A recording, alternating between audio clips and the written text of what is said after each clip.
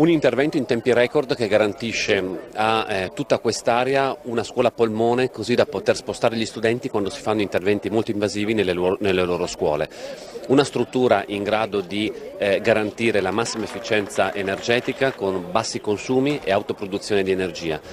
Una struttura che dimostra l'efficacia della pubblica amministrazione quando viene messa nelle condizioni di lavorare, e lo può fare molto velocemente. In 8 mesi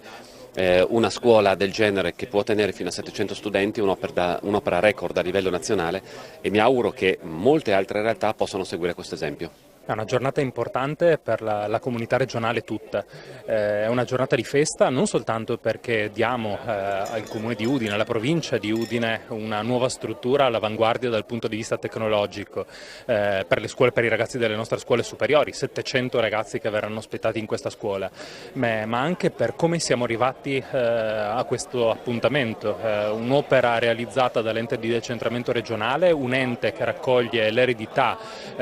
pesante delle UTI, nella quale gli investimenti non sono stati fatti e le opere pubbliche sono rimaste completamente bloccate, ma in solo 2 anni e mezzo siamo riusciti a far progettare, individuare l'area, progettare, realizzare i lavori e inaugurare un'opera di questo tipo che, ripeto, ospita 700 ragazzi. Quindi l'orgoglio non soltanto è per l'opera in sé, ma per come una squadra è riuscita a realizzarla in così poco tempo.